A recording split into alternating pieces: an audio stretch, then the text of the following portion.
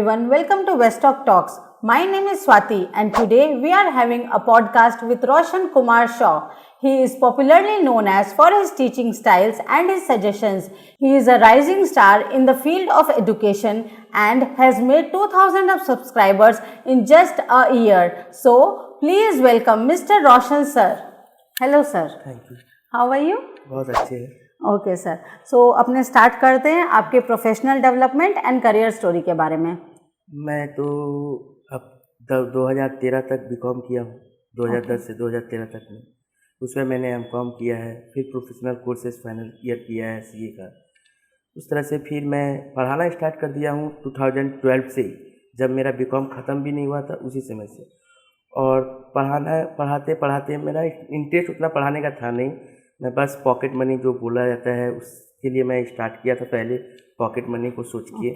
और करियर के बारे में मैंने स्टार्टिंग में नहीं सोचा था, लेकिन फिर जब 2012 से मैंने स्टार्ट किया, धीरे धीरे 2013 आफ्टर ग्रेजुएशन जब ख़त्म हुआ तो फिर मेरे साथ 3-4 फ्रेंड थे। उन्होंने कहा कि एक साथ एक ट्यूशन सेंटर खोलते हैं, ठीक है।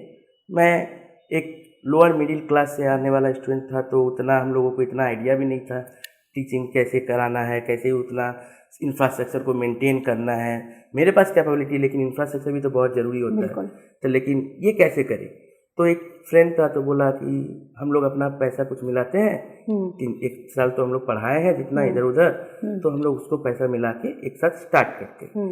फिर हम लोगों ने स्टार्ट किया, लेकिन आपको पता ही है जब कोई नया ट्यूशन सेंटर खुले तो बहुत स्ट्रगल आता है, और उस स्ट्रगल को झेलना इतना आसान बात नहीं होता, खासकर ये टीचिंग लाइन में। टीचिंग लाइन को ग्रो करने में कम से कम 3-4-5 साल भी लग सकता है। तो मैंने स्टार्ट किया, उन लोगों का बात को मानते हुए एक घर लिया, एक सेंटर लिया, वहाँ पे पढ़ाना स्टार्ट किया। करीब 6-8 साल तक मात्र 2 स्टूडेंट, मात्र 2 स्टूडेंट। और 2 स्टूडेंट को पढ़ा के उस समय, जब 2013 में जाइएगा, आज से 10 साल पहले, तो फीस सिस्टम भी थोड़ा डाउन था, फीसेज भी बहुत कम थी, और रेंट देना, इलेक्ट्रिसिटी मेंटेन करना, और 3-4 टीचर लेके सब्जेक्ट वाइज पढ़ा रहे थे, और 2 स्टूडेंट से क्या आता था और उसको पेमेंट करना। तो फिर 1 साल तक जब फ्रेंड लोग रहे तो वो बोले कि हमसे अब नहीं हो रहा रोशन, हम यदि बाहर कहीं काम करेंगे तो बहुत ज़्यादा इससे होगा, यहाँ तो मुझको अपना घर से देना पड़ रहा है। मैं जहाँ से कोई भी जब ये करियर जब चूज कर रहा था, जब सोचा कि ट्यूशन सेंटर खोलेंगे, जब वो पार्ट टाइम चल रहा था, जब कहीं पे पॉकेट मनी का सोच रहा था या फिर किसी ट्यूशन में जाके पढ़ा रहे थे, तो वो पार्ट टाइम था कि अपना पढ़ाई कर रहे हैं, थोड़ा हम पैसा कमा लेंगे तो मेरा फैमिली के ऊपर बर्डन कम पड़ेगा। लेकिन जैसे ही ट्यूशन सेंटर में आए तो वो सोचे कि नहीं, अब तो हमको यहाँ पे इनकम चाहिए। तो फिर उन लोगों से 1 साल तक रहने के बाद नहीं हुआ, तो फिर मैंने बोला कि ठीक है, आप लोग निकल सकते हो, कोई दिक्कत नहीं है, मैं कंटिन्यू करूँगा। मैंने रिस्क लिया तो 2013 से ये चल रहा है सेंटर। तो पहले एक सेंटर से शुरू किया था, आज के दिन में मेरा 3 सेंटर है, 5 किलोमीटर का। कहाँ पे है सर तीनों सेंटर? पहला एक है बेहला ट्राम डिपो के पास में, दूसरा है बेहला पाठकपाड़ा में, और तीसरा है पन्नूस। तो पास में है तीनों, 5 किलोमीटर का रेंज में तीनों, ठीक है। क्योंकि वो जो जगह है वो 3 साइट को कवर करती है, तो स्टूडेंट का अच्छे के लिए, ताकि उन लोगों को ज़्यादा कवर ना करना पड़े डिस्टेंस, इसके लिए मैंने क्या किया, अलग अलग जो लेफ्ट नॉर्थ के साइड से आ रहे हैं उनको नॉर्थ पकड़ा है, साउथ की तरफ से जो आ रहे हैं साउथ पकड़ा है, जो एक गली एक पाड़ा के हिसाब से है, तो उस तरह से मैंने एक ही 5 किलोमीटर का डिफरेंस में मैंने 3 सेंटर आज का दिन में मैं चला रहा हूँ, और अकेले उसको मेंटेन कर रहा हूँ। Great sir. एंड सर, आपने ये यूट्यूब चैनल अपना कब से स्टार्ट किया? यूट्यूब चैनल देखा जाए तो ये मैंने जस्ट 2022 में, ठीक है ना, स्टार्ट किया है। 2022 का अगस्त का 14-15 तारीख से मैंने स्टार्ट किया था, और अब चल रहा है, लगभग 1-1.5 साल हो गया चल रहा है वो। तो सर 2 स्टूडेंट से अभी 2000 स्टूडेंट्स आपके पास पढ़ रहे हैं, आपके क्लासेस अटेंड कर रहे हैं ऑनलाइन ऑफलाइन, तो सर आपको कैसा फील होता है? बहुत अच्छा फील होता है, लेकिन इसमें बहुत सारा प्रॉब्लम भी आई थी। आज जब हम वो सब दिन को याद करते हैं और वो सब नेगेटिविटी चीज़ें सब सुनते हैं तो याद आता है। ग्रेटेस्ट चैलेंज के बारे में बताइए जो आपको फेस करना पड़ा। यही होता है कि मैंने स्टार्टिंग कब किया पढ़ाना, मैंने स्टार्टिंग पढ़ाना स्टार्ट किया जब मेरा बीकॉम खत्म हुआ, तब मैंने स्टार्ट कर दिया पढ़ाना। और मुझे पढ़ाने का शौक था, पर करियर का शौक नहीं था टीचिंग, मुझे पढ़ने का शौक था। मेरा जब हम लोग स्कूल लाइफ में थे, जब हम लोग कॉलेज लाइफ में थे, तो फ्रेंड लोग को समझाते थे। बहुत सारा ऐसा क्लासेस होता था जो सर समझा के जाते थे, उनको नहीं समझ में आता था, भाई आ जाना ना घर में समझा देना ना। इनफैक्ट जहाँ पे हम लोग क्लासेस करते थे तो वहाँ पे 40-50 स्टूडेंट थे, तो वहाँ पे खासकर मैथ सब्जेक्ट में क्या होता है कि उन लोगों को बहुत सारे स्टूडेंट का डाउट रह जाता था, तो वो सर बोलते थे। एक दिन मैंने गलती से बस मार्कर पकड़ लिया था, व्हाइट बोर्ड में उनका आने का आधा घंटा पहले मैं व्हाइट बोर्ड में काम कर रहा था, पढ़ा रहा था, तो पीछे से उन्होंने देख लिया था। अच्छा। तो उन्होंने देखा तो बोला तुम लगता है अच्छा है तो तुम मेरा डाउट क्लास तुम क्लियर कर दो। ठीक है, बोला नहीं सर ऐसा बात नहीं है सर, आप अच्छे, आप सबसे बड़े हैं सर। बोला नहीं ये खराब बात नहीं है, कुछ सीखो, ठीक है ना, कुछ सीखो। वो बहुत हम लोग को अप्रिशिएट करते थे कि टीचिंग खराब काम नहीं है। सबसे पहला बात होता है कि टीचिंग खराब काम नहीं है। और फैमिली, अभी आप लोग टीचर को लेके इतना जागरूक हो गए, लेकिन 2013 में, 2012, 13, 15 में इतना टीचिंग को लेके आगे नहीं था टीचर लोग। वो लोग सब समय सोचते थे कि कुछ प्राइवेट जॉब करे, कुछ गवर्नमेंट जॉब करे। इनफैक्ट हमारे भी फैमिली में क्या होगा, टीचिंग पढ़ा के, टीचर करके क्या होगा, कितना कमा लोगे, लेकिन अल्टीमेटली बात तो कमाई पे आ जाती है। एग्जैक्टली सर, मैं आपसे यही पूछने वाली थी कमाई पे आ जाती है कि फैमिली में भी तो प्रेशर होगा अर्न करने का। सबसे बड़ा चैलेंज होता है कि यदि आप घर को सेटिस्फाई कर लो, उसके बाद फिर बाहर भी सेटिस्फाई कर लो। तो बोला जाता है कि जब आप सक्सेस नहीं हो तब तक आप चुपचाप सुनो, उसके बाद आप सक्सेस जैसे ही हो जाओगे, आप अपने आप सारा बात का आंसर बिना बोले दे दोगे। जब वो डायरेक्टली आपको ना देखे, इनडायरेक्टली पीछे मुड़ के देखे, मतलब समझ जाना कि आप सक्सेस हो गए। ठीक है, तो वहां पे हुआ, पहले घर वाले को समझाया मैंने, बहुत कोशिश किया, क्योंकि बड़ा लड़का मैं था तो उन लोगों को भी लगता था कि बेटा एक मेरा लोअर मिडिल क्लास है, तो फिर कैसे हम ज़्यादा अच्छा जल्दी मेरा बच्चा ग्रोथ करे, ठीक है ना, इसमें कितना हो जाएगा। सबसे बड़ा बात होता है कि कितना हो जाएगा, 10,000 होगा, 20,000 होगा, कितना होगा, ठीक है ना, ये बातें चलती थी। फिर धीरे धीरे धीरे धीरे हो गया, लेकिन सबसे बड़ा आ गया फिर स्टूडेंट लोग का रिलेशन, गार्जियन आते थे। अब मैं 2013 में पढ़ा रहा हूँ, 2013 में मैंने ट्यूशन सेंटर खोल दिया पहला, और 2014 होते होते मेरा दूसरा सेंटर खुल गया, और 2018 में मेरा तीसरा सेंटर खुला। तो 2013 में जब सेंटर खुला, जब गार्जियन आते थे, तो 2013 में मैं आफ्टर बीकॉम कितना एज का होगा, ठीक है ना। अब वो यदि मेरे पास 11-12 का बच्चा मेरे पास आ रहा है कॉमर्स पढ़ने के लिए, ठीक है ना, तो गार्जियन को शक होता था ये सर क्या पढ़ाएंगे, ठीक है ना, ओपन डायरेक्ट। मुझे कुछ खराब नहीं लग रहा बोलने में, ठीक है, सबके साथ ये चैलेंज आती है। कोई भी आप न्यू स्टार्टअप करिए, कोई भी आप न्यू बिजनेस करिए, कोई भी आप न्यू प्रोफेशनल कोर्स करिए, कुछ भी आप करिए, या फिर आप नया कुछ पढ़ाई शुरू करिए, सीधा आपको बोलेगा तुझसे ना होने वाला, ठीक है ना। लेकिन आपको ये प्रूफ करना है, आपको ये चीज देखना है। अब उसी समय मैं अपना स्टार्ट कर दिया, साथ ही साथ मैं अपना क्वालिफिकेशन को बंद नहीं रखा। मैं अपना एजुकेशन सिस्टम, अपना पढ़ाई, एमकॉम करना, सीए फाइनल देना, ये सब मैं धीरे धीरे चलाते साइड बाय साइड कर रहे थे, ठीक है ना। उसके बाद एक समय आया जब मैं बस 6-8 महीना के लिए कॉम्पिटिटिव लाइन में भी गया, ठीक है ना। वो 2014-15 की बात है, मैं गया तो वहां पे भी सर बोले कि आप एक काम करिए, टीचिंग लाइन छोड़ दीजिए। अच्छा, आप पूरा फोकस नहीं कर पा रहे, आप इतना अच्छे स्टूडेंट हो, आप समय दीजिए, आप 1 साल समय दीजिए, आप कुछ आगे कर पाइएगा, आपका अच्छा है, ठीक है ना। और 2017, 18, 19 में ये कॉम्पिटिटिव उतना टफ नहीं था, ठीक है, वो इतना थोड़ा इजी था, लेकिन लोग जागरूक नहीं थे, ठीक है ना। तो हम लोग गए 6-8 महीना, वो भी कोई भैया ही बोले थे बाबू चलो, तो गए थे। लेकिन वही बात होता है, जब लोअर मिडिल क्लास हो तो फिर पैसा का बात आ जाता है, तो दोनों को सेटअप करना है। एक तरफ मैं सीए भी कर रहा था, एक तरफ मैं ये भी चला रहा था, तो कितना चलाऊंगा। फिर मैंने उसको भी छोड़ दिया, चलो हटाओ, ठीक है। और करियर पूरा तरीके से मैं टीचिंग फिक्स कर दिया, और जब से मैं फिर फिक्स कर दिया 2016 के बाद से। तो सर घर वालों को कैसे कन्विंस किया कि टीचिंग ही अब मेरा करियर? मेरा घर वाले लोगों को पता तब चला, मैंने 2018-17 में शायद पता उनको चला कि मैं ऑफलाइन में 150-200 स्टूडेंट को पढ़ा रहा। अच्छा, तो फिर कुछ नहीं बोला होगा उन्होंने? उनको पता भी नहीं चलता, या फिर मेरा पाड़ा या फिर मोहल्ले को या फिर मेरा घर वालों को पता ही नहीं था कि 2017 तक कि मेरा बच्चा 150-200 स्टूडेंट को ऑफलाइन पढ़ा रहा है, क्योंकि उस समय तो मैं ऑनलाइन में था नहीं, ठीक है ना। तो कैसे पता चला? एक दिन मैं चिल्ड्रेन डे ऐसे कोचिंग में ही कर लेता था। जब स्टूडेंट ज्यादा हो गए तो अब कोचिंग में हो नहीं रहा था, तो मैंने, मेरा घर जबकि बड़ा एरिया में है, तो मैंने चिल्ड्रेन डे के लिए घर में ऑर्गेनाइज किया। अच्छा। और जब घर में जब ऑर्गेनाइज किया, तो जब मेरा फैमिली जब देखे कि तू इतना बड़ा बड़ा लोगों को पढ़ाता है, इतने बच्चों को पढ़ाता है, मुझे तो पता ही नहीं था। ठीक है ना, ओके। तब फिर उन लोगों को लगा कि नहीं, ठीक है, कि ये सही है, ठीक है, और चलते जाता था। क्योंकि आज तक मेरे मम्मी पापा ने पैसा का डिमांड नहीं की। जब जो जैसे होता था, दे दो, मांगे दे दो, या फिर पैसा वहीं पे दे देते थे। लेकिन कमाई कितना हुआ आज तक मेरा मम्मी पापा अभी तक नहीं पूछे हैं।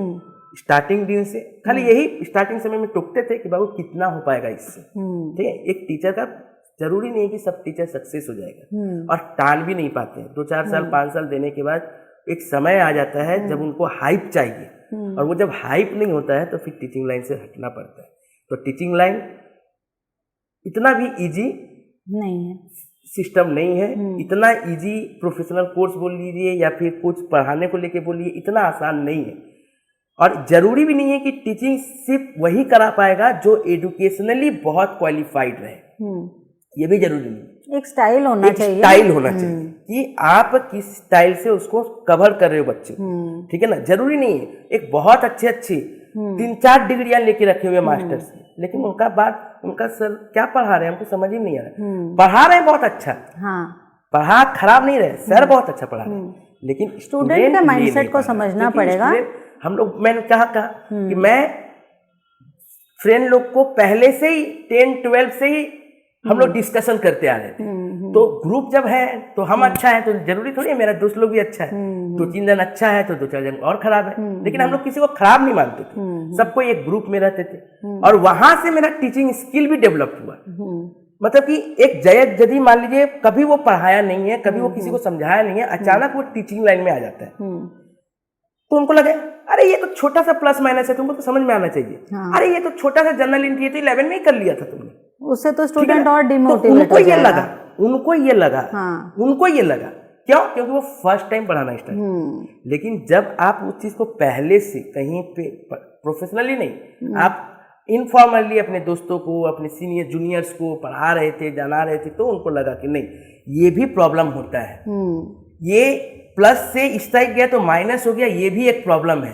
ये डेबिट का डेबिट क्यों हुआ, ये क्रेडिट का क्रेडिट क्यों हुआ, ये भी एक प्रॉब्लम है। तो जब स्टूडेंट को मैंने ये समझाना स्टार्ट कर दिया तो स्टूडेंट कनेक्ट होने लगे कि नहीं ये तो वीक स्टूडेंट का टीचर है, ठीक है ना।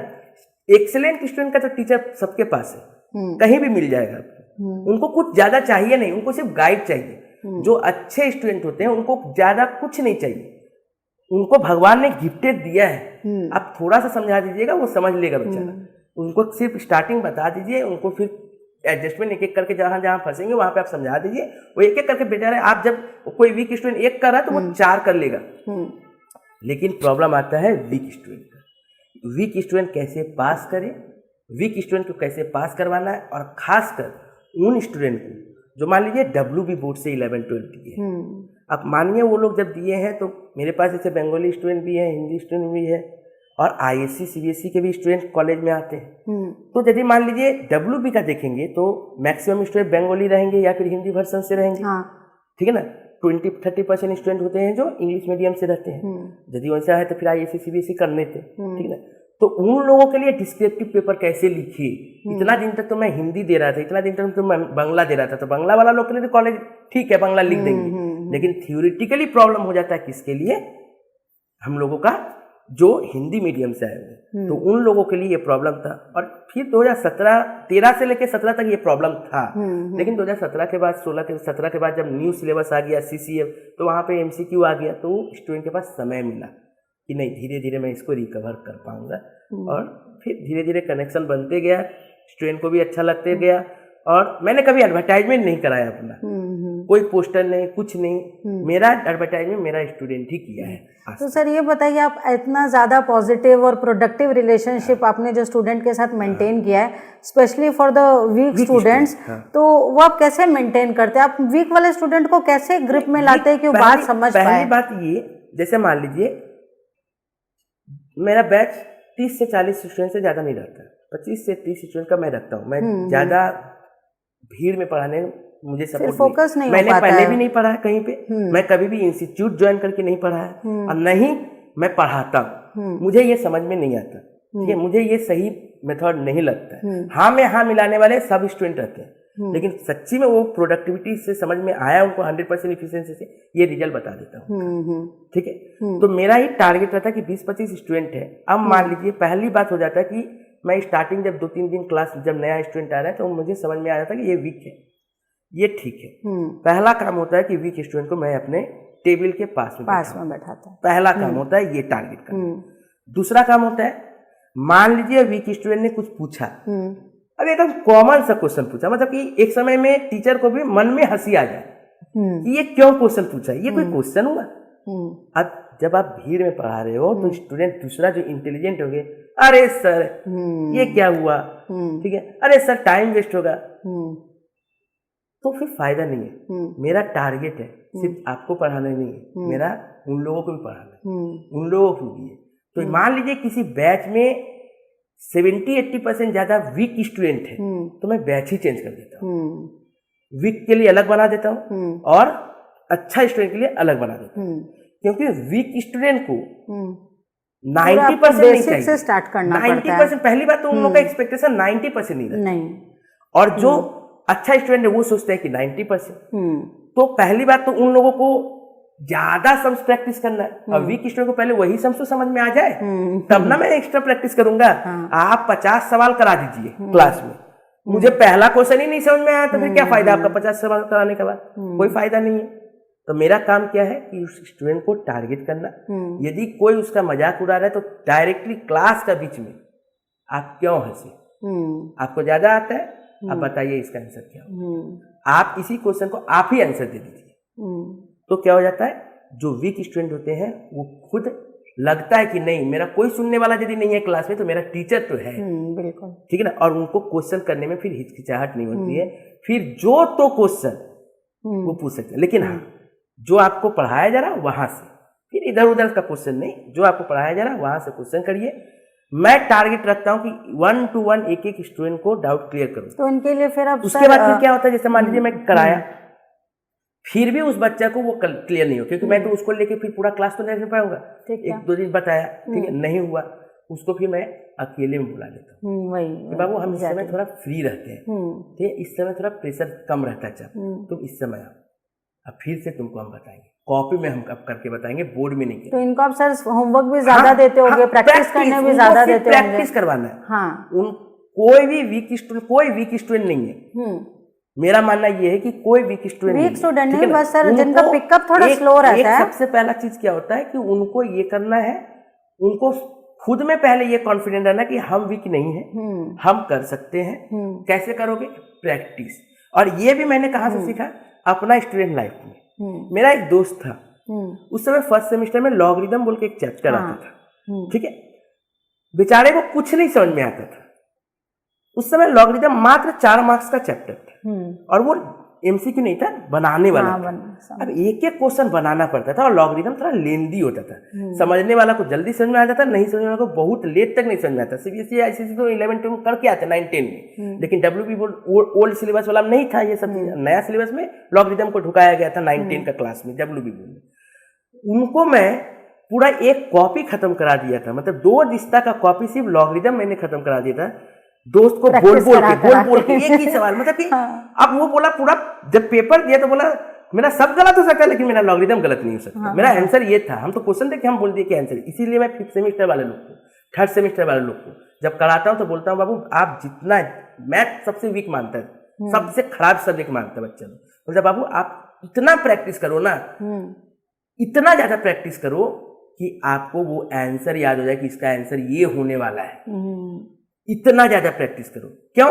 क्योंकि मैथ में आपका ज्यादा चेंजेस नहीं हो सकता। डिजिट चेंज होगा, अल्फाबेट चेंज होगा, इससे ज्यादा नाम चेंज कर सकता है। राम लिखा हुआ था, आपका नाम में अतनु दे दिया, श्याम दे दिया, ये दे दिया, लेकिन आपको कुछ चेंज नहीं होगा। तो आप प्रैक्टिस करिए, ठीक है। और स्टूडेंट लोग सोचते हैं कि प्रैक्टिकल सब्जेक्ट बहुत अच्छा है, वो थ्योरी पे ध्यान नहीं देते। लेकिन मैंने 11-12 क्लास में जब पढ़ा था तो मेरा एक टीचर बोला था, बाबू कि अकाउंट्स एक महासमुंदर है, और यदि कोई भी तुमको यदि बोल दे कि हमको अकाउंट्स में सब कुछ आता है, तो तुम एक जनरल नॉलेज का क्लास 11 का बेसिक का एक क्वेश्चन पूछ देना, 10 क्वेश्चन पूछोगे तो वो 6 सही बता पाएगा, 4 गलत बता देगा।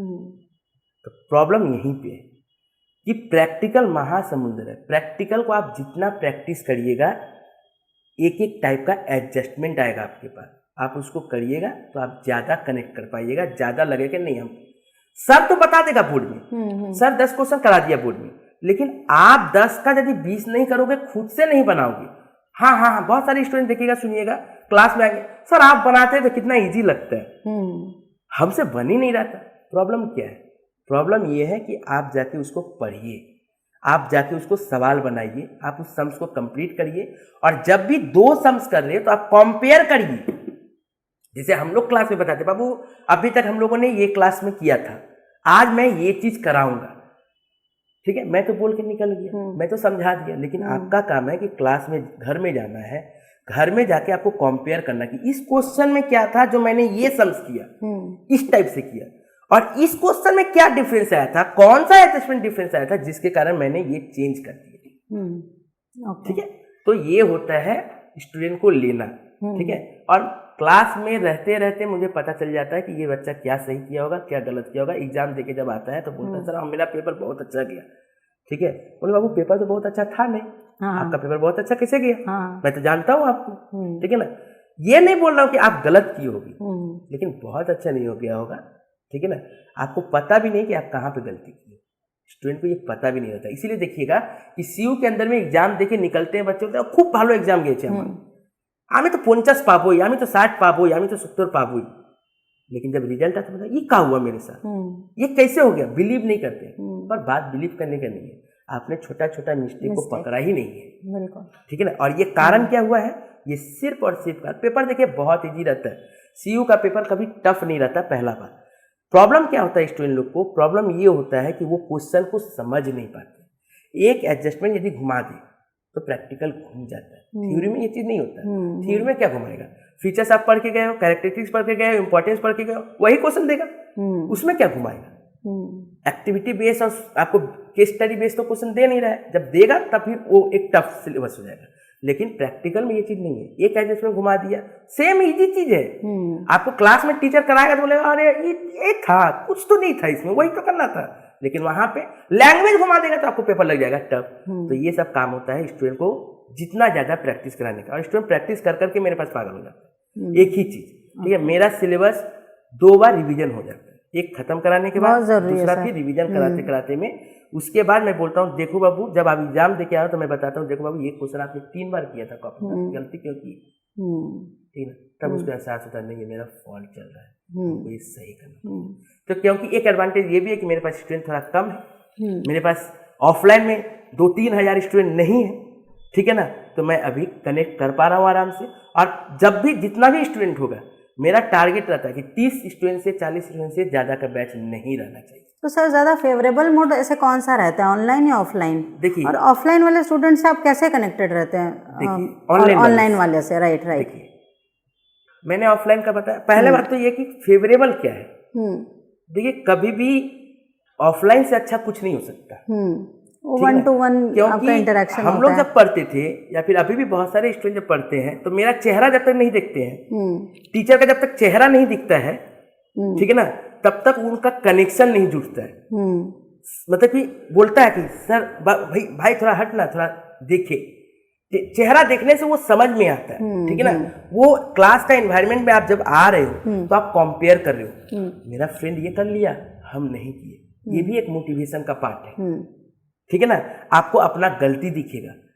आप यदि सब समय ऑनलाइन कर रहे हो, मतलब आप घर में बैठे हुए, अब आप एक दीवार के अंदर में घिरे हुए हो। जब कॉलेज जा रहे हो तब आपको कुछ लग रहा है, और तब फिर इधर उधर का बात हो रहा है, फिर आप माइंड डाइवर्ट कर रहे हो, फिर आ जा रहे हो, फिर उड़ जा रहे हो। तो ऑफलाइन से बेस्ट स्टडी कुछ है नहीं। लेकिन मान लीजिए जो बच्चे जॉब कर रहे हैं, जो बच्चे एक्स्ट्रा कोई कोर्सेज कर रहे हैं, ठीक है ना, उनके पास टाइम नहीं हो पा रहा है, या फिर किसी फिजिकल हेल्थ इशू हो रहा है, इनका जिनका काम करना जरूरी है, क्योंकि अभी का जमाना में तो काम करना एक फैशन बन गया, सब कोई काम जानबूझ के नहीं कर रहा है, पॉकेट मनी निकालने के लिए कर रहा है। मैं बोलता हूँ पॉकेट मनी निकालना तो पढ़ा लो 2 बच्चा को, अपना दिमाग अच्छा होगा, ठीक है ना। क्योंकि आपको अल्टीमेटली चाहिए क्या, ट्यूशन का पैसा, कॉलेज का पैसा, ठीक है ना, और थोड़ा पॉकेट मनी, वो आप 2-3 स्टूडेंट पढ़ा लोगे तो आपका हो जाएगा। आप कमाने के पीछे चले जा रहे हो। तो एक टीचर मेरा कहते थे लक्ष्मी और सरस्वती एक साथ नहीं जुटता है। बिल्कुल। ठीक है, लक्ष्मी और सरस्वती आपको एक साथ नहीं मिलेगा। आप या तो लक्ष्मी देखो या तो सरस्वती देखो। ठीक है, ओके। इसीलिए मेरा वो टीचर भी बोले थे, जहाँ पे मैंने कॉम्पिटिटिव बोला था भाई तू छोड़ दे, तू इसको मिल जाएगा तुमको, लेकिन मेरा ये बात तो मेरा भी सुना हुआ है सर। ठीक है ना। मेरा सिचुएशन वैसा था कि मैं वो नहीं किया। ठीक है, अब रहा ऑनलाइन वाला बात। तो ऑनलाइन जब मेरा क्लासेस होता है तो मैं ज़्यादा फेवर करता हूँ वीडियो क्लासेस देने की जगह में। वीडियो तो जाता ही है, जो मान लीजिए कोई चैप्टर शुरू हो रहा है उसका इंट्रोडक्शन देना हुआ, उसका 2-4 सम्स देना हुआ, वो जाता है। फिर मैं क्या करता हूँ, पहले तो मैंने जो वीडियो भेजा उसका मैं पहले डाउट क्लास लेता हूँ, बिना जब तक सब स्टूडेंट से ये नहीं होता है कि सर मेरा ये कोई वीडियो में कोई डाउट नहीं है, तब तक मैं नेक्स्ट चैप्टर नहीं, तब तक मैं होमवर्क ही नहीं देता हूँ। अच्छा, ठीक है। मुझे आप पहले ये बताओ कि आपको कोई डाउट है वीडियो में, बोलेगा हाँ सर है। मान लीजिए 50 स्टूडेंट को मैंने भेजा, 5 स्टूडेंट को डाउट है, तो ज्यादा स्टूडेंट को तो डाउट है नहीं, तो होमवर्क मैं रिलीज कर देता हूँ कि बाबू ये क्वेश्चन आपका होमवर्क है। वो 5 स्टूडेंट को मैं एक टाइम दे देता हूँ, इस टाइम के अंदर में आपका क्या होगा, डाउट क्लास। पहले डाउट क्लास का रिकॉर्डिंग नहीं होता था, लेकिन अब डाउट क्लास का भी रिकॉर्डिंग होने लगा, क्योंकि बच्चे कभी 1 महीना बाद ज्वाइन करते हैं, कभी 2 महीना बाद ज्वाइन करते हैं, कभी 3 महीना बाद ज्वाइन करते हैं, या फिर कभी कभी क्या होता है कि बच्चे 2 महीना बाद जब रिवीजन स्टार्ट करते हैं तो उनको वो प्रॉब्लम हो। उस समय शायद प्रॉब्लम नहीं था, क्योंकि उस समय एक चैप्टर था, और जब रिवीजन शुरू करते तब उनके पास 8-10 चैप्टर आ जाता है, तो वो खिचड़ी बन जाता है। तब सोचते कब क्या करेंगे कुछ नहीं समझ में आ रहा है, तब वो डाउट क्लियर करने के लिए फिर वो रिकॉर्डिंग दे दिया जाता है। ठीक है। अब क्या हुआ, अब होमवर्क दिए हम, होमवर्क के लिए बाउंड कर दिया जाता है कि कल तक में आप कंप्लीट करके रखिए, 2 दिन तक में आप कंप्लीट करके रखिए, जैसे जितना नंबर ऑफ क्वेश्चन है उस हिसाब से। अब वो बच्चा होमवर्क कंप्लीट करेगा, एक जूम मीटिंग, क्योंकि बहुत सारा बच्चे का ये सोचना होता है कि जूम मतलब कि पढ़ाई कम होगा, डिस्टर्बेंस ज्यादा होगा, क्योंकि वो लोग कॉलेज का क्लास किए हैं, क्लास 11-12 किए हैं, गूगल मीट बोलिए, जूम बोलिए, तो यही सब ज्यादा होता था। ठीक है ना। तो इस चीज को दूर करने के लिए, जैसे कि मैं ऑफलाइन में ज्यादा स्टूडेंट का बैच नहीं रखता हूँ, उसे ही ऑनलाइन में भी मैं 20 स्टूडेंट से ज्यादा का बैच ही नहीं रखता हूँ। मैंने एक मीटिंग में 20 स्टूडेंट ज्वाइन कर पाएंगे। इससे क्या हुआ, 1-to-1 कवर हुआ, एक का डाउट कवर हुआ, और पहले ही बता देता कुछ बच्चा कि सर मेरा कोई डाउट नहीं, तो बोले बाबू तब आप ज्वाइन मत करिएगा। तो मतलब 20 स्टूडेंट में यदि मान लीजिए 5-6 स्टूडेंट का कोई डाउट नहीं है तो वो भी चला गया, उसका भी टाइम वेस्ट नहीं हुआ। तो जो 13-14 स्टूडेंट का बचा हुआ है उनका एक करके डाउट क्लियर हुआ। यदि मान लीजिए फिर से उसमें भी ऐसा स्टूडेंट होता है कि कोई स्टूडेंट को इतना में भी 3-4 स्टूडेंट का डाउट क्लियर हुआ, सेम डाउट क्लियर हुआ, उनको फिर भी क्लियर नहीं हो पाया, तो उनको बोला था अब आपको हम पर्सनली समझाएंगे, क्योंकि उन लोगों का टाइम वेस्ट होगा। वो कॉल करके व्हाट्सएप करके कनेक्ट कर लेता हूं। अलग से वीडियो नहीं, जूम में ही होता है, क्योंकि जूम में मैं बोर्ड वर्क ज्यादा है, प्रैक्टिकल जब हो रहा है तो बोर्ड वर्क तो ज्यादा है। तो फिर उनको जूम में अलग से मीटिंग, जब भी मैं फ्री रहा 15 मिनट आधा घंटा, वो 3-4 स्टूडेंट को अलग से आप मीटिंग शेड्यूल कर लेते हैं, दे दिया। मतलब बोलो आपको डाउट नए सर, बस मेरा टारगेट रहता है बाबू तू एक चैप्टर कम कर, लेकिन पहले पूरा अच्छी तरीके से समझ ले, क्योंकि अल्टीमेटली एग्जाम जब जाते हो तो पूरा सिलेबस करके भी तो 24 नहीं आ पाता है। पहला टारगेट तो आप ये रखो कि आपका एग्जाम में ये 5 चैप्टर से कहीं से भी क्वेश्चन दे दे, चाहे जितना भी घुमा दे, 0 to हीरो तक का सम्स, A to Z तक का सम्स, हमको सब कुछ आता है, चाहे जितना पेपर घुमा दे हम नहीं, आराम से कर लेंगे, फेल होने वाले हैं नहीं। तो सिक्योर पहले हो जाओ, उसके बाद आगे बढ़ो ना, कोई दिक्कत नहीं। सर अब अपन लोग बात करते हैं कैलकाटा यूनिवर्सिटी के बारे में, तो आप पहले बताइए what are your likes and dislikes about Calcutta university. देखिए कैलकाटा यूनिवर्सिटी इंडिया का टॉप 10 के अंदर में यूनिवर्सिटी आती है, तो इसमें तो लाइक्स ही ज्यादा रहेगा, डिसलाइक का तो बात बहुत कम हो जाता है, मिनिमम हो जाता है। फिर भी कुछ तो ऐसा होगा सर जो आपको नहीं पसंद है। हर एक पर्सन हो और ये इंस्टीट्यूशन हो, कुछ तो ड्रॉबैक रहेगा ही। हाँ, ठीक है ना, ये तो एकदम निश्चित सा बात है। उन लोगों का सिर्फ एक ही ड्रॉबैक है, वो लोग टाइम बाउंड नहीं है। टाइम बाउंड यदि कर दे, ठीक है ना, तो स्टूडेंट भी वो लगे कि नहीं मेरा इसी समय के अंदर में एग्जाम हो जाएगा। जैसे मान लीजिए अभी न्यू सिलेबस का CCF का एग्जाम चलेगा फर्स्ट सेमेस्टर का अप्रैल महीना में। आपने जो न्यू सिलेबस का जो रोस्टर दिया था, आपने उसमें कहा है दिसंबर-जनवरी के अंदर में मेरा फर्स्ट सेमेस्टर कंप्लीट हो जाएगा। आप कब ले रहे हो? अप्रैल में ले रहे हो। क्यों ले रहे हो? अब आपको तो 4 साल के अंदर में कंप्लीट करना है ये चीज को, इसका मतलब जब आप 4 साल के अंदर में कंप्लीट करने जा रहे हो, इसका मतलब अब आप क्या करोगे वो प्रॉपर, क्योंकि आप इसलिए 6 महीना की जगह 10 महीना दे दिए हो, 8-9 महीना दे दिए हो, आप इस समय को आप क्या करोगे, अगला सेमेस्टर से काटना शुरू करोगे। कहीं 15 दिन काटोगे, कहीं पे 20 दिन काटोगे, कहीं पे 1 महीना काटोगे, लेकिन फिक्स तो नहीं कर रहे। तो सबसे पहले आप ये फिक्स कर दीजिए। जैसे ही मान लीजिए सेकेंड सेमेस्टर का बच्चा जैसे ही ज्वाइन किया योगा क्लास में, तो आप एक सब कुछ तो कर रहे हो, आप एक नोटिस दे दो कि आपका एग्जाम जुलाई महीना में हो रहा है। यदि मान लीजिए एग्जैक्ट डेट नहीं बता पाते हो कि 10 से 20 के अंदर में होगा, तो छोड़ दीजिए, इतना मत बताइए, कम से कम मंथ तो बता दीजिए। स्टूडेंट क्या हो जाएगा, प्रिपरेशन स्टार्ट कर देगा। वो सोचता है कि आएगा आएगा, और उसके बाद दूसरा चीज होता है कि रिजल्ट प्लीज जल्दी निकालिए, ठीक है ना। बहुत सारे टीचर हैं कि मैं मानता हूं कि बहुत सारे स्टूडेंट भी हैं, लेकिन प्रोफेसर भी तो बहुत सारे हैं। थोड़ा जल्दी चेकअप कराइए। मैं जानता हूं कि बहुत सारा काम होता है यूनिवर्सिटी में, लेकिन यदि रिजल्ट जल्दी आ जाता है ना, तो उनको खुद की गलती समझ में आ जाती है बच्चों को, और वो अगला सेमेस्टर में फिर वो गलती नहीं करेगा। मान लीजिए अभी जैसे मान लीजिए 5th सेमेस्टर का बच्चा लोग एग्जाम दिया, अब 6th सेमेस्टर का वो एग्जाम देंगे जुलाई मंथ, मान लीजिए। अब रिजल्ट ही यदि आ रहा है मई जून में, ठीक है ना, तो बच्चा क्या करेगा, वो तो अभी अरे आराम से हम 6th सेमेस्टर कर लेंगे ना। अब वो जब 5th सेमेस्टर का रिजल्ट देखिए, हम लोग जा ही कहा। तो जब बच्चा रिवीजन मोड में आता है किसी सेमेस्टर को लेके, तब आप उसको धक्का देते हो कि आपने एक जगह गलत कर लिया है, आपका रिजल्ट खराब हो गया। तो 2 चीज सिर्फ कर दे, एक टाइम बाउंड कर दे अच्छी तरीके से, और कॉलेज में एक देखिए सीयू बहुत कुछ चाहती है। सीयू तो अटेंडेंस भी चाहिए थी। जब सीबीसीएस सिस्टम आया था, तो पहला ईयर मुझे अभी भी याद है कि पहला ईयर बहुत स्ट्रिक्ट कर दिया था कॉलेज में, क्या अटेंडेंस को लेके।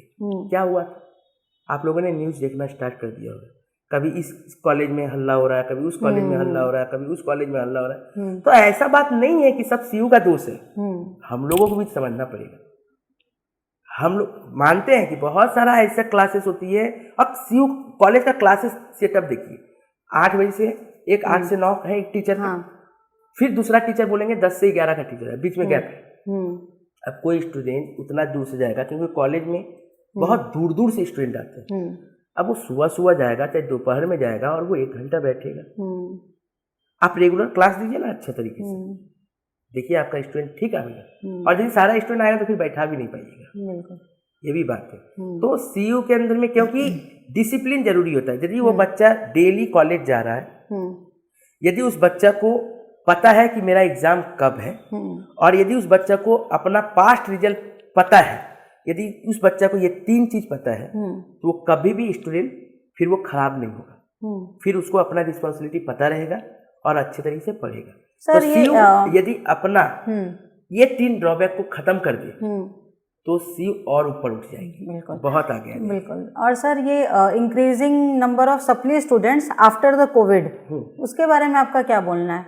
नहीं, increasing number of supply student after the Covid ये बात सही नहीं है, क्योंकि ये बहुत सारे अब देखिए अभी जो स्टूडेंट पढ़ रहे हैं उनको लग रहा है कि ऐसा चीज है, क्योंकि सर ये जो 5th सेमेस्टर के स्टूडेंट काफी बैक हो गए थे। मैं बता रहा हूँ कि जैसे मान लीजिए कि हम लोगों ने भी पढ़ा है, हम लोगों ने तो 1-1 साल में एग्जाम दिया, और मेरा जो सीनियर थे वो 200 का ऑनर्स होता था, 100 का ऑनर्स नहीं होता था, 200 का ऑनर्स होता था 2010 के पहले, ठीक है ना। उन लोगों का पेपर देखिए एक बार, और उन लोगों का सप्ली का ग्रेड देखिए। अभी जो मार्क्स आ रहा है 60-70%, उस समय 50% आता था। तो बोलता था कि बाप रे बाप 50% मार्क्स आ गया। तो आप कैसे बोल रहे हो सप्ली ज्यादा आता है? पहला बात है कि सप्ली ज्यादा नहीं है, स्टूडेंट का पढ़ने का गवर्नमेंट कोशिश की है कि स्टूडेंट के ऊपर प्रेशर कम आए, बॉर्डरेशन कम है, लेकिन स्टूडेंट क्या करता है उसको और ज्यादा एडवांटेज ले रहा है कि इजी किया गवर्नमेंट तो हम और ढीला हो जाते हैं, और पढ़ाई नहीं करेंगे। ये तो गलत चीज है ना। आपने 10 क्लास में जितना पढ़ा था, आप एक देखिएगा, स्टूडेंट से ही पूछिएगा कि बाबू आप 10 क्लास में कितना देरी पढ़ते थे, 12 क्लास तक कितना पढ़ते थे, और कॉलेज में आके कितना पढ़े। देखिएगा जैसे जैसे बढ़ा है वो डिक्रीज ही हुआ है। खासकर 11-12 में राइज होता है। 10 तक में एक बच्चा यदि मान लीजिए वीक भी रहता है तो 11-12 में बहुत राइज होता है, लेकिन कॉलेज में आके फिर डाउन हो जाता है। क्यों होता है? सर 2-3 कारण। वो या तो अपना पढ़ाई पे सही से फोकस नहीं देते, वो पॉकेट मनी वाला मैंने बात बोला था, उस पर ध्यान देने लगते हैं, थोड़ा सा राइट लेफ्ट होने लगते हैं, ठीक है ना। और उनको अभी का जमाना का सबसे बड़ा प्रॉब्लम ये हो गया है कि वो रिजल्ट इंस्टेंट चाहते हैं, बहुत जल्द चाहते हैं। ये गलत, पेशेंस नहीं है, ये पेशेंस नहीं, ठीक है ना। तो ये चीज़ तो नहीं होगा, आपको पेशेंस रखना पड़ेगा। पढ़ाई हो, काम हो, कहीं पे भी हो। आप प्राइवेट में भी जब जाओगे तो आपको तुरंत इंक्रीमेंट हो, क्या तुरंत आपका सैलरी नहीं बढ़ेगा, आपको वहाँ पे भी काम सुनना पड़ेगा, आपको वहाँ पे भी गाली सुनना पड़ेगा, तभी आप आगे बढ़ोगे। तो आपका काम है कि आप पेशेंस रखिए, आप पढ़ाई सही से करिए, ठीक है ना। और सप्ली पे सप्ली खाना ये पहले भी चलते आया, हम लोग के समय भी चलते आया। आपको विश्वास नहीं होगा, 2011 में मैंने फर्स्ट ईयर दिया था एग्जाम, ठीक है ना, क्योंकि 1 साल का था। तो 2011 में मैंने फर्स्ट ईयर दिया था। उस समय मेरा जो एक फ्रेंड था, ठीक है ना, वो बच्चा का सप्ली क्लियर हुआ है 2022 में। कैसे हुआ है? ऑनलाइन के कारण। नहीं तो बहुत सारे स्टूडेंट थे जो ड्रॉप हो जाते थे, ठीक है ना, छोड़ देते थे। तो ये सोचना गलत है। आप एक बार, यदि आप ये बोल रहे हो तो आप एक बार जाइए सीयू का लास्ट 15 ईयर रिजल्ट लेके निकालिए। हम लोगों के समय में तो ऑनलाइन था नहीं। हम लोगों के समय में क्या होता था कि कॉलेज में ऐसे चिपका दिया जाता था बोर्ड में marks, number, roll number, registration number, qualified, partly qualified, वो QX देख के ही हम लोग को डर लग जाता था, ठीक है ना। अब हम लोग ढूंढते थे कि कहाँ क्यों है, कहाँ क्यों है, वो ढूंढना पड़ता था। नहीं तो सब जगह QX QX QX QX बढ़ती रहता था, क्योंकि 1 साल में रहता था, सिलेबस भी टफ था, डिस्क्रिप्टिव होता था। आपका पहले 2+1 था, फिर 1+1+1 हुआ, वहाँ तक तो पेपर थोड़ा टफ था। लेकिन CBCS जब आ गया तो इससे इजी क्या हो सकता है, आपका MCQ, ठीक है ना। लेकिन आपका तो काम है कि MCQ है, तो सोचा MCQ हम नहीं पढ़ेंगे, ये प्रैक्टिकल सब्जेक्ट है, इसको खाली पढ़ते हैं, नहीं होगा ना। आप लास्ट का मैराथन क्लास सिर्फ कर लोगे, लास्ट के समय में आप 2-3 दिन रिवीजन कर लोगे, लास्ट के समय में सिर्फ आप क्वेश्चन कर लोगे, तो कैसे होगा। आपको नोट्स सजेशन, आप सीयू का भी जो टीचर बना रहे हैं वो भी तो समझ गए ना कि आप लोग आप क्या कर रहे हो, खाली MCQ पढ़ रहे हो। तो वो भी आप क्या कर रहे हैं, क्वेश्चन का अंदर से, चैप्टर का अंदर से वो क्वेश्चन बना के देंगे। अब आप फंस जा रहे हो, ठीक है ना। और प्रैक्टिकल पे भी ज़्यादा फोकस दे रहे हो, फिर प्रैक्टिकल का भी उस तरह से आपका इफिशियंसी नहीं आ रहा है। तो सप्ली पे सप्ली, ये एक सच है, कड़वा सच है कलकत्ता यूनिवर्सिटी का, लेकिन सब यूनिवर्सिटी में ये है। बहुत सारे ऐसे स्टूडेंट सोचते हैं कि हम ओपन में चले जाए, जब उनको 2-3 सेमेस्टर में सप्ली लग जाता है और वो लोग डराते हैं अपना जूनियर को, भाई मत जा कलकत्ता यूनिवर्सिटी में, सप्ली लग जाएगा, पास करना मुश्किल हो जाएगा। और ये अभी सब खासकर ये आफ्टर कोरोना ज़्यादा बैठ गया दिमाग में, ठीक है। आप एक बार कहीं पे भी ओपन में भी जाइए, क्या वहाँ पे सप्ली सिस्टम नहीं है, वहाँ पे भी सप्ली सिस्टम। और सर ये जो 6 सेमेस्टर से जो 8 सेमेस्टर में चेंज हुआ है, तो ये स्टूडेंट के पॉइंट ऑफ व्यू से कैसा है, स्टूडेंट क्या बोल रहे हैं इसके बारे में? देखिए, अभी जो स्टूडेंट सेमेस्टर 1 में आए हैं उन लोगों के लिए तो अभी सबसे पहला बात तो सिलेबस ही समझ में नहीं आ रहा है ठीक से, ठीक है। तो वो अभी तक 4 साल बाद तक के बारे में सोच नहीं पा रहे, सही है कि नहीं, उल्टा हम लोग को समझाना पड़ता है। और CCF से ज़्यादा हमको CBCS माने ओल्ड सिलेबस वाले लोग को बोलना पड़ता है। अभी जो CCF वाला का जो सिलेबस आया है, one of the best syllabus, ठीक है ना, लास्ट 15-20 ईयर्स में, ठीक है, ये मैं मानता हूँ। क्योंकि आप लोगों ने देखा होगा कि जो भी कॉलेज पढ़ के निकलते हैं, वो सुने होंगे आप लोग, वोकेशनल कोई कोर्स कर रहे हैं, कोई डिप्लोमा कोर्स कर रहे हैं, कोई ये कोर्स कर रहे हैं, कोई वो कोर्स कर रहे हैं, करते हैं। वो 3 ईयर का जब कोर्स करते थे, CBCS हो या फिर 1+1 करते थे। अभी आप जब CCF में आ रहे हो तो आपको क्या दिया जा रहा है, आपको इंटर्नशिप दिया जा रहा है, मतलब प्रैक्टिकल नॉलेज दिया जा रहा है, एक काम कैसे होता है। देखिए, पढ़ाई सब समय जॉब के लिए नहीं होता है, ठीक है ना। यदि पढ़ाई सब समय जॉब के लिए होता है तो आप देख लीजिए कि एडुकेटेड कितना स्टूडेंट है और जॉब लेने वाले कितना स्टूडेंट। पढ़ाई सिर्फ जॉब के लिए नहीं होता है। पढ़ाई यदि आपका दिमाग में रहेगा, आप यदि आप प्रैक्टिकली चीज सीखोगे तो आप उसको खुद का बिजनेस, खुद का स्टार्टअप, खुद ग्रो करने वाला बहुत ऐसा चीज है। अभी का जमाने में मार्केटिंग सेक्टर बहुत आगे निकल गया है, ठीक है। सिर्फ पढ़ाई के बदले सिर्फ आप जॉब लेने के बारे में सोचोगे तो वो बहुत मुश्किल का बात है। आप पढ़ाई को जियो, आप लो। आप यदि टीचर, आप मान लीजिए टीचर ही बनना है, तो टीचर कब बनोगे, जब आप फर्स्ट सेमेस्टर 11 से लेके अच्छा से पढ़ोगे, एक एक चीज समझोगे, तभी तो आप टीचर बनोगे। तो कम से कम आप पढ़ तो अच्छा से लो। इसका मतलब यदि आपको जॉब कहीं नहीं मिलेगा तो कम से कम पढ़ा तो सर वो पाओगे। पढ़ाई के अलावा स्किल भी तो डेवलप करना स्किल भी पड़ेगा। डेवलप हो रहा है, इंटर्नशिप हो रहा है, स्किल डेवलप हो रहा है, वहां पे हो रहा है। उसके बाद क्या हो रहा है, जो बच्चे अच्छे हैं आफ्टर 3rd ईयर मतलब 6 सेमेस्टर के बाद जिन बच्चों का ऑनर्स जो लिए हैं वो बच्चे यदि 75% का ऊपर लाते, अभी सीयू यही नोटिस दिए, लेकिन मैं बोलूंगा कि थोड़ा सा और कमाया जाए परसेंटेज, ठीक है ना। 75% बहुत होता है, खासकर तब जब एमसीक्यू कहीं पे नहीं है, पूरा थ्योरी, पूरा थ्योरी है, ठीक है ना। One of the toughest syllabus CCF, और one of the most grateful syllabus, मतलब गिफ्ट हुआ है, एक भगवान ने गिफ्ट दिया है। ये जो साल से जो स्टूडेंट जा रहे हैं उन लोगों के लिए बहुत कुछ सीखेंगे, तो वन ऑफ द बेस्ट भी है और वन ऑफ द टफेस्ट भी है। तो ये सर बहुत अच्छा ठीक है हुआ ना। है। तो अब कोई भी चीज अच्छा आपको लेना है नहीं, तो जैसे स्टूडेंट्स का ऐसा माइंडसेट रहता है कि हम लोग से तो 3 साल भी पढ़ाई नहीं होता है, अब ये 4 साल का सिलेबस आ गया। ये स्टूडेंट का काम थोड़ी है, ये काम किसका है, ये काम टीचर का है, ये स्टूडेंट का काम नहीं है। स्टूडेंट सोचेंगे, स्टूडेंट सोचेंगे। अब कोरोना आया था तो स्टार्टिंग में गवर्नमेंट क्या की थी, सबको बोले थे कंटेनमेंट हो जाओ, क्वारंटाइन हो जाओ। लेकिन जैसे ही 1 साल हुआ बोला नहीं, यदि सब समय क्वारंटाइन करेंगे तो कैसे इकोनॉमी कैसे चलेगा। तो इसी तरह से स्टूडेंट को भी समझना है, स्टूडेंट का गलती नहीं है, मैं गलती स्टूडेंट का मानता ही नहीं हूँ। आपको बताने वाला सही होना चाहिए। आप बोल रहे हो कि 3 साल नहीं होता था, 4 साल नहीं, तो ये भी तो सोचो कि आपको मास्टर्स नहीं करना पड़ेगा। आप रिसर्च जा रहे हो, आप जैसे ही 75% कंप्लीट कर ले रहे हो आफ्टर बीकॉम 3 साल का में, यदि 6 सेमेस्टर का टोटल मार्क्स आपका 75% कंप्लीट है तो आपको क्या मिलेगा, रिसर्च मिलेगा। अब आप सोचिए ना, सीयू का स्टूडेंट 75% मार्क्स कितना जन लाएगा, बहुत कम लाएगा। अब बहुत कम लाएगा, अब मान लीजिए उसको अब क्या कराया जा रहा है, रिसर्च कराया जा रहा है। अब इसका मतलब रिसर्च जैसे ही कराया जा रहा है तो कैंपसिंग होगा, हाई क्वालिटी कैंपसिंग होगा, और जॉब भी आप फिर पूछा नहीं जाएगा आपसे, ठीक है ना। वो यूनिवर्सिटी उसको तैयार कर दिए। यूनिवर्सिटी का सिलेबस में क्या क्या नहीं है, कंप्यूटर है, आईटी है, मार्केटिंग के बारे में है, रिसर्च करा रही है, इंटर्नशिप करा रही है। आप जो आफ्टर बीकॉम बाकी बाद में करते थे आपको वो सीयू पहले करा दे रही है।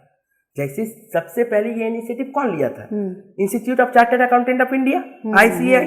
सबसे पहले वो आईटी कराना स्टार्ट की थी, बिल्कुल, हाँ, ठीक है ना। क्यों की थी, हम लोग तो पीछे चल रहे हैं, हम लोग पीछे चल रहे हैं, ठीक है ना।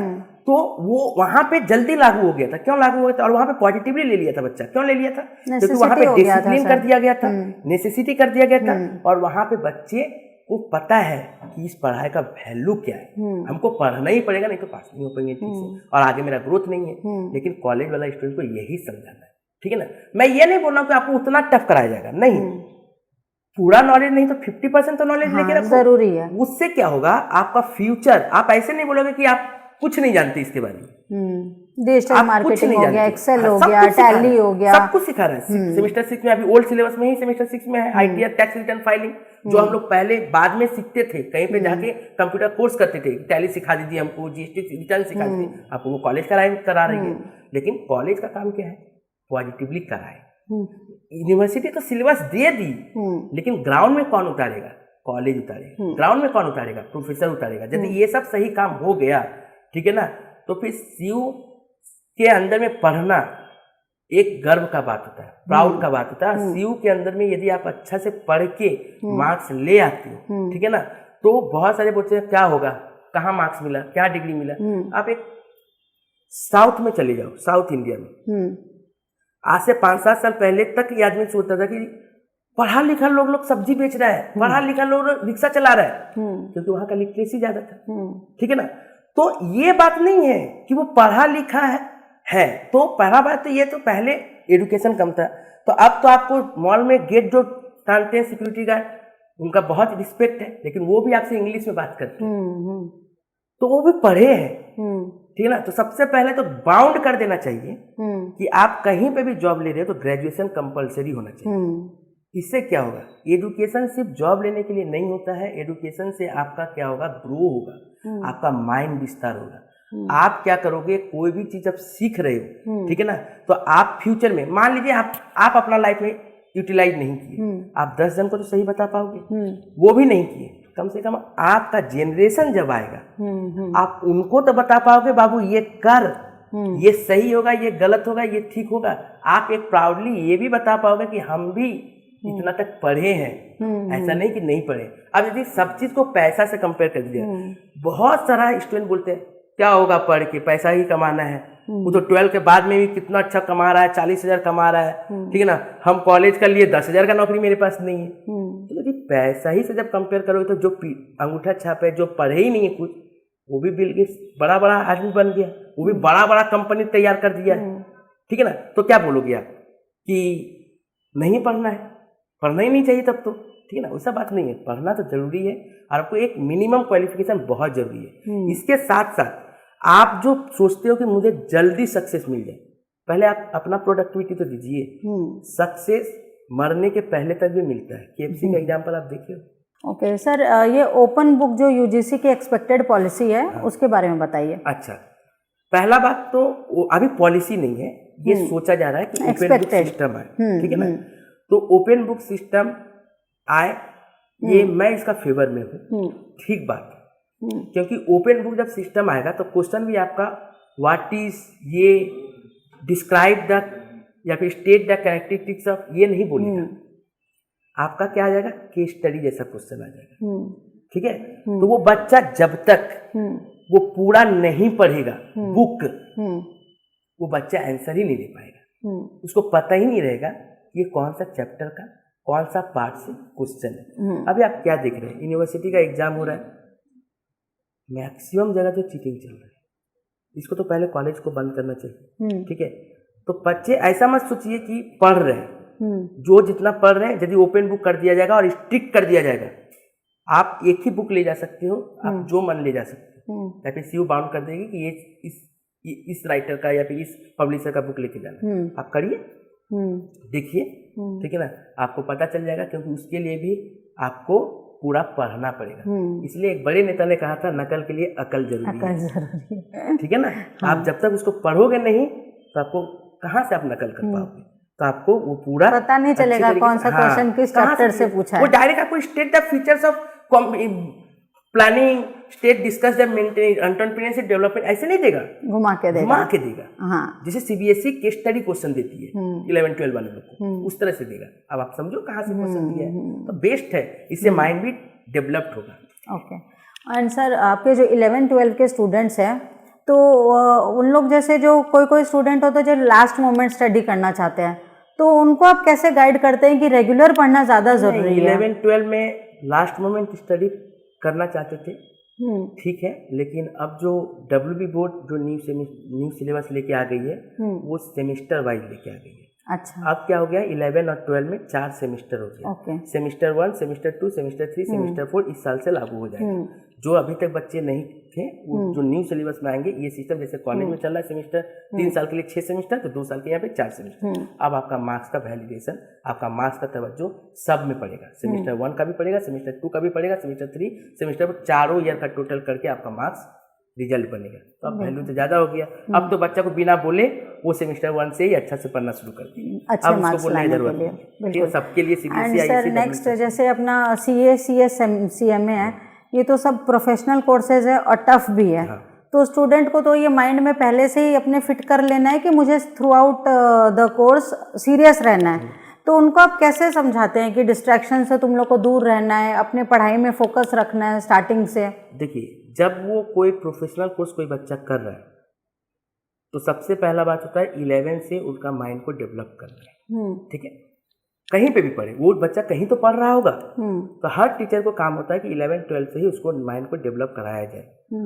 और कोर्स टफ है, पर यदि आप करिएगा तो इजी, कोई भी चीज़ टफ नहीं होता, यदि हम सही से करेंगे तो कंप्लीट कर लेंगे।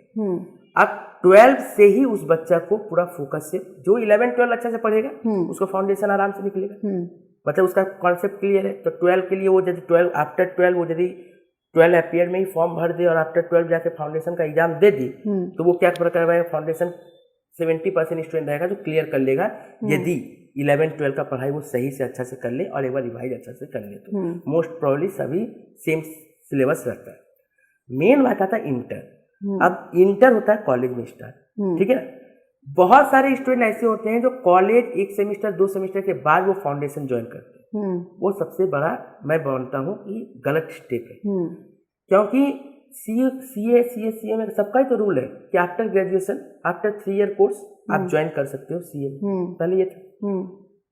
तो यदि बच्चा 1 सेमेस्टर 2 सेमेस्टर के बाद वो प्रोफेशनल कोर्स स्टार्ट कर रहा है, तो इसका मतलब वो 9 महीना तो पहले ये देगा, फाउंडेशन देगा। तो 9 महीने फाउंडेशन देगा, 50% स्टूडेंट क्लियर कर पाएंगे, 50% फिर 9 महीना बाद देगा। तो देखा जाए तो पूरा 3 साल कवर हो जा रहा है। तो फिर वो डायरेक्ट इंटर क्यों ना दे? उससे अच्छा है कि आप अपना कॉलेज का रिजल्ट को अच्छा करो। यदि आपको प्रोफेशनल कोर्स में आना है तो आफ्टर 12 आप ज्वाइन करो। एकदम पढ़ाई पहले से करो, फॉर्म आफ्टर 12 भर के आप उसको दे दो। पेपर टफ नहीं होता। आप जैसे जैसे हाई स्टडी है, नौकरी भी तो देखिए, मंजिल भी तो देखिए कहाँ जा रहे हो आप, ठीक है ना। तो जब मंजिल बड़ा अच्छा है, सुनहरा पूरा दिखेगा, सब कुछ आपको स्वर्ग जैसा दिखेगा, आप पैसा इतना कमाओगे, तो आपको तो थोड़ा तो हार्ड वर्क करना ही पड़ेगा। अब यूपीएससी इतना अच्छा ग्रेड देती है तभी तो आपको हार्ड वर्क करना पड़ रहा है। तो सीए इतना अच्छा ग्रेड आपको देगा तो आपको हार्ड वर्क तो करना ही पड़ेगा। बहुत सारे स्टूडेंट्स को देखते हैं सर, आफ्टर ग्रेजुएशन डिसाइड करते हैं कि नहीं सीए करना चाहिए, सीएस गलत है। देखिए मान लीजिए जो इंटर के बाद ज्वाइन किए, तो पहली बात तो उनको ये समझ में आ जाना चाहिए, इंटर का बाद वो भले ज्वाइन करे, लेकिन इंटर का पढ़ाई वो ड्यूरिंग कॉलेज स्टार्ट कर दे अपने से, ठीक है, क्योंकि बहुत सारा सिलेबस मैच करेगा। तो वो अपना से ऑनलाइन सिस्टम आ गया, अभी ऑनलाइन सिस्टम आ गया है। आप ऑनलाइन में कहीं से भी कोर्सेज खरीदो भी मत, आपको यूट्यूब में बहुत सारा मिल जाएगा, आप वो सब देखो।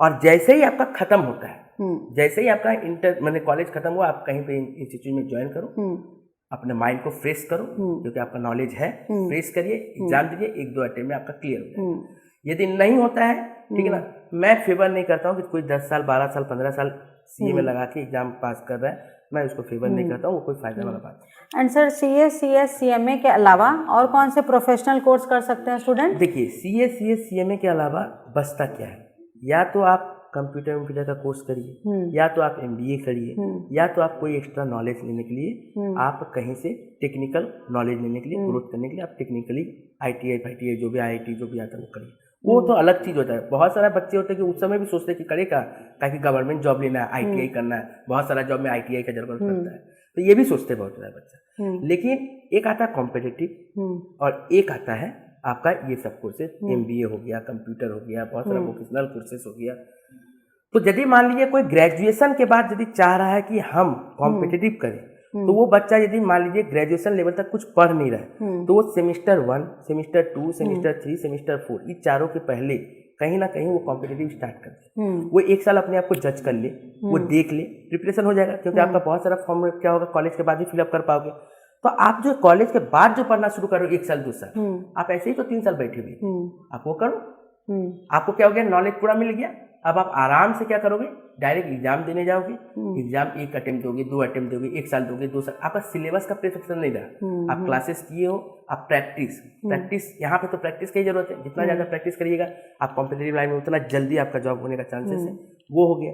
और यदि मान लीजिए एमबीए आना है, कंप्यूटर आना है, तो फिर जैसे कोर्सेज चल सर एमबीए में आपके अकॉर्डिंग क्या क्या स्किल डेवलप हो जाता है? एमबीए में देखिए अब भी खासकर जो ऑनलाइन जो सिस्टम आ गया है और जितना मार्केट अभी ग्रो हो रहा है, मार्केटिंग में तो बहुत जॉब, ठीक है ना। बीच में एमबीए डाउन हो गया था, लेकिन एमबीए अब बहुत ज़्यादा इंक्रीज हो रहा है, ग्रोथ हो रहा है, जॉब है, लेकिन सेम उस तरह से जॉब नहीं है, ठीक है ना। आप जितना नीड चाह रहे हो, आप जितना दे रहे हो एफर्ट, उतना आपको 10% स्टूडेंट ही उतना उनको बजट पैकेज मिलता है, और 10-20% स्टूडेंट ही उतना सेटिस्फाई हो पाते हैं, बाकी फिर 70-80% वैसे ही हो जाते हैं। देखिए इंजीनियरिंग करते हैं, मेडिकल करते हैं, तो जरूरी थोड़ी है कि सबको हाई क्लास का सैलरी मिलेगा, लोअर क्लास भी मिलता है, तो आपको सेटिस्फैक्शन ये सोच के चलना पड़ेगा। आप जब एमबीए ज्वाइन कर रहे हो तो आप लोअर पैकेज देखो, सब जगह कहाँ कितना मिल रहा है, लोअर आप अपर मत देखो, लोअर देख के डिसाइड करो कि आपको ये करना है कि नहीं, ठीक है। क्योंकि मान लीजिए कि हम 60% स्टूडेंट का कैटेगरी में आते हैं, 50% स्टूडेंट, फिर भी हमको इतना मिलेगा कम से कम, हम संतुष्ट है, करिए एमबीए। नहीं संतुष्ट है, आपके पास बहुत ऐसी, और अभी का समय में बिजनेस इतना आगे चला जा रहा है, ठीक है ना। सबसे पढ़ लिख के जरूरी नहीं है कि काम ही करे, नौकरी ही करे, नौकरी देना भी सीखिए, कर सकते हैं, नौकरी देना भी एक कला है, नौकरी देना भी सीखिए, ठीक है ना। सब यदि नौकरी मांगेंगे तो नहीं होगा। आप पढ़ लिए हो, आपके पास नॉलेज मिला है, आप नौकरी देने का काम करिए। ये बहुत और सर हमारे स्टूडेंट्स को मोटिवेटेड रहने के लिए कुछ आप टिप्स दीजिए। मोटिवेट करने के लिए एक ही बात मैं बोलूँगा कि आप लोग स्टार्टिंग कोई भी पढ़ाई को टफ मत समझिए। पढ़ाई सभी इजी होता है, सिर्फ आपको डेडिकेशन लगाना पड़ेगा। और यदि आपको कभी भी मोटिवेशन लगे कि डाउन हो रहा है, ठीक है ना, आप फिर से ये वीडियो को एक बार और देख लीजिए, आपको सारा क्लियर हो जाएगा कि आपका मोटिवेशन जो डाउन हो रहा था फिर अपने आप आपका इंक्रीज हो जाएगा। आपको लगेगा कि नहीं, बहुत इंपॉर्टेंट बातें हैं जो हम गलती कर रहे थे, जो भूल गए थे शायद वीडियो देखने के बाद, 1 साल बाद 2 साल बाद हम तो डिस्ट्रैक्ट हो गए थे। फिर वीडियो देखिए, आप सेव करके रखिए, आपको काम आएगा, ये सब समय काम आएगा। Thank you so much, sir. It was a pleasure talking to you. And so, students, if you have liked the conversation with Roshan sir, please do not forget to like, share and subscribe. Thank you.